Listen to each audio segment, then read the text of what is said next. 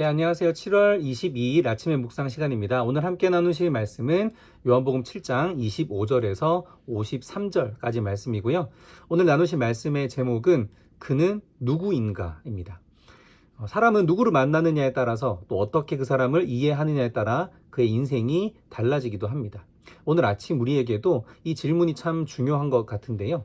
복잡한 이 살이의 하루를 앞두고 예수님이 누구신가 하고 하는 이 질문의 정리가 우리에게 오늘 주어집니다. 오늘 본문은 예수님을 향한 수많은 의견, 또 수많은 해석, 또 혼란 중에서도 예수님 자신은 자신을 분명하게 말씀하신다라는 점이 우리에게 포인트를 주고 있습니다.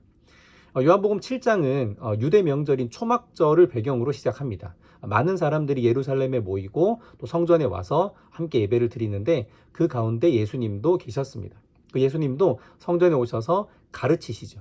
그러다 사람들이 예수님의 존재를 알아보기 시작합니다. 오늘 본문 25절과 26절에 보면 한 사람이 그동안 종교 지도자들이 죽이려고 했던 예수라는 인물이 지금 공개적으로 말을 하고 있는데 아무도 제지하지 않는 것을 의아해합니다.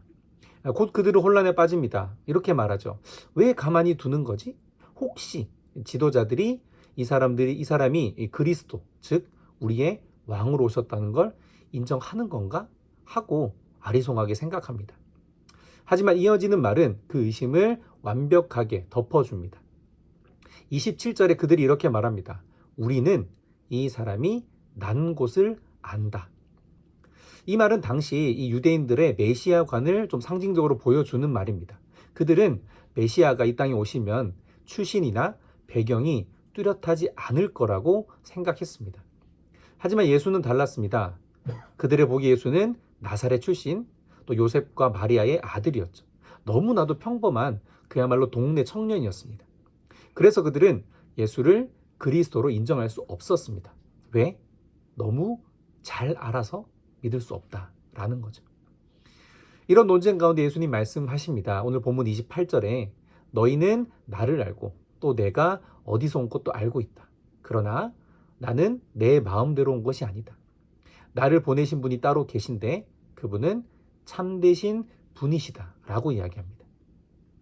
예수님은 사람들에게 너희가 생각하는 방식으로 나를 판단을 하지 마라. 나는 세상의 기준이 아니라 나를 보내신 분, 즉 하나님으로부터 온 존재다 하는 것을 알려주십니다. 예수님은 자신의 출신, 또 배경, 또 삶의 목적까지 하나님이 보내심을 받은 그 정체성을 곧바로 선포하십니다.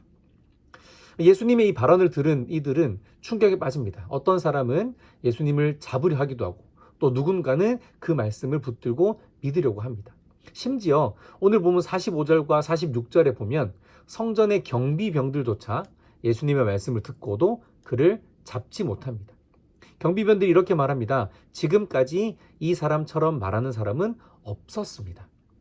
이 이야기가 오늘 말씀 핵심인 것 같습니다.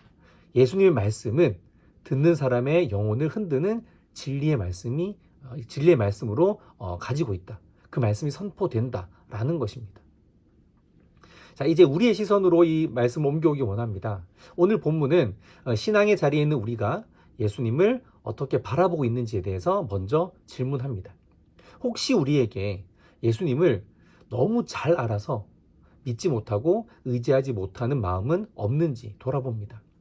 교회 다닌 연수가 오래되고 또 말씀도 아주 자주 접하고 있지만 너무 잘 알아서 외려 그 감격이 나에게 사라졌다라고 하면 오늘 서두에 나온 이 유대인들과 우리가 다를 바가 없을 것입니다. 저 사람이 어디서 왔는지 알아. 나사렛 출신이잖아. 이 말은 뭡니까? 나는 이미 예수라는 인물의 판단을 끝냈어 라고 하는 일종의 교만입니다. 그런 우리에게도 오늘 주님 말씀하십니다. 나는 내 마음대로 온 것이 아니라 하나님께서 나를 보내셨다.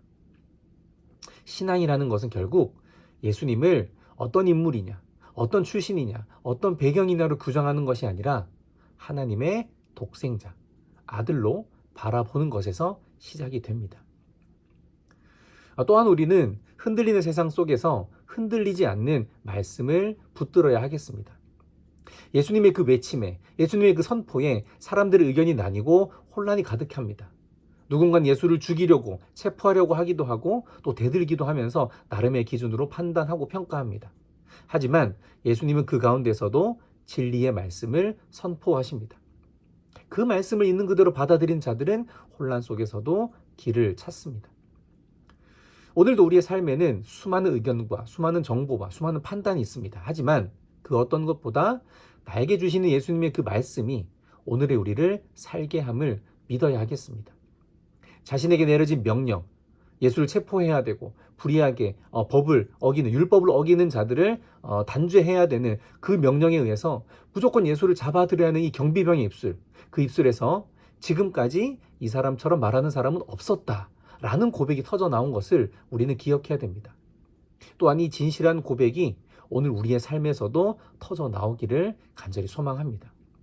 그리고 그런 나를 통해서 예수의 진리가 내 삶을 살아내는 것, 그것을 통해 예수의 향기가 전해지고 또 누군가의 마음이 따뜻하게 되어지는 오늘 하루가 되셨으면 참 좋겠습니다. 오늘 하루도 예수님이 나에게 누구신가, 그 예수님이 나에게 어떻게 말씀하시는가, 이것을 우리가 붙들고 누리며 나누며 살아가기를 소망합니다. 감사합니다.